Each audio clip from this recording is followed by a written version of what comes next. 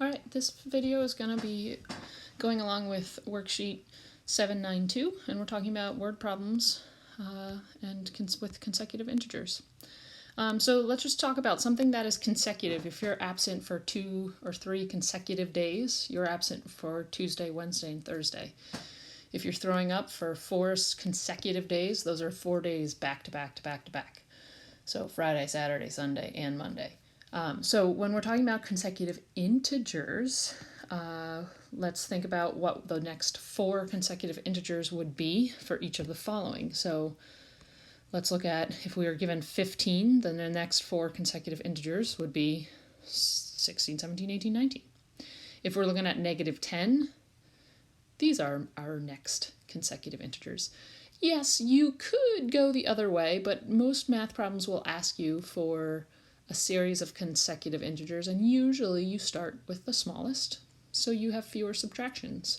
Because have a look at this. What would be the consecutive integer after y? And then what would be the one after that? And what would be the one after that? Pause and think about that. All right, so the next consecutive integer after y is just y plus 1, because look, 16 is just 1 more than 15. And then 17 is 2 away from 15, and so you're just adding 1 every time. So if this was my beginning variable, then what would be the next 4 consecutive numbers? Would look something like this. So how about 4 consecutive odd integers? Oh, okay, so we're looking at odd. So take a look back here when we're looking at the odds. So here's 15, here's 17, here's 19. Here's 9, here's 7. So how far apart are odds? Well, we can confirm it here. Okay, so they're skipping. So up here, consecutive numbers were skipping by 1, but how far apart do my odds need to be? They're going to have to go up by 2. But wait, it's odd, and 2, 4, 6, and 8 are even. Yeah, I know. Even odd numbers are 2 apart. Even numbers are also 2 apart. So if you want the next consecutive odd integer, and you have defined that x is the least consecutive integer, then the next consecutive integer is x plus 2, and the one after that is x plus 4. I could also write consecutive integers like this.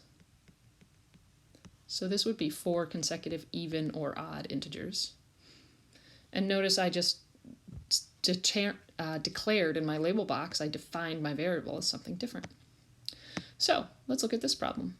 Find 3 consecutive consecutive integers, such that the sum of the first and third is 40. So I'm going to start, and I'm going to have x be my first consecutive integer. So what would my next one right after that be? Well, it's just 1 right above, so x plus 1. That's my second one. And x plus 2 is my third. Great. So the sum of the first and the third, this is handy. So the first, x, and the third, and it's the sum, is going to equal 40. Cool. Now I'll simplify. Subtract by 2, divide by 2. I'm going to get x is equal to 19. So that means 19, and then, so this is 19, this is 19 plus 1, so this is 20, and this is 21. So 19, 20, and 21 are the 3 integers. So there's my answer in kind of somewhat of a sentence. Now I need to check it. And I need to show my check, so a way you could show your check to me is to sort of write it above the problem. So show me that 19, the first, and the third, and 21, those actually equal 40. Cool. All right, let's try another one. Find 3 consecutive even integers. Okay, so I'm going to make my first one x. Sweet. My first consecutive even integer. As soon as you get one of these problems, you should highlight this word so you think, okay, my label box is going to be slightly different.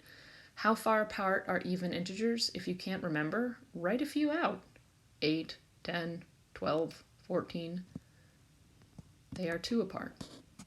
Okay, and so the next consecutive integer after x plus 2 should be x plus 4. Great, okay. So find 3 consecutive even integers such that the sum, okay, the sum, great, of the smallest and twice the second. So the smallest, well, x seems like it's got to be the smallest. And the sum of the smallest and twice the second is, okay, is, that's going to be my equal sign. 20 more than the third, so I take my third and I add 20 to it. Alarm, alarm, error, error. There's something really serious that's missing. I need to take twice the second.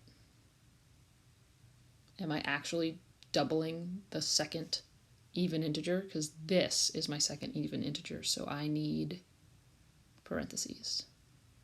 That's going to be a huge issue if I forget those. So now I'm going to go ahead and distribute and simplify. So 3x plus 4 equals x plus 24. So I'm going to subtract x and subtract 4. So 2x is 20, so x is 10. Cool. A lot of guys make the mistake and say 10, 11, 12. No. 10, and then 10 plus 2 is 12, and then 10 plus 4 is 14. So the numbers are, or the integers are 10, 12, and 14. Great, there's your answer in somewhat of a complete sentence. Now you want to show that you checked it in the words of your problem. So I'm going to show my check. I'm going to say the sum of the smallest. So 10 plus 2 times the second, is that equal to 34? Yeah, 10 plus 24. Yep, cool, that works. All right, those are consecutive number problems. Some of the things, most important things, places where guys make the most errors, forget that if you have even or odd, you're adding 2. And then again, don't forget these grouping symbols. So 2 times the second, you need to really double whatever the second is, put that in parentheses.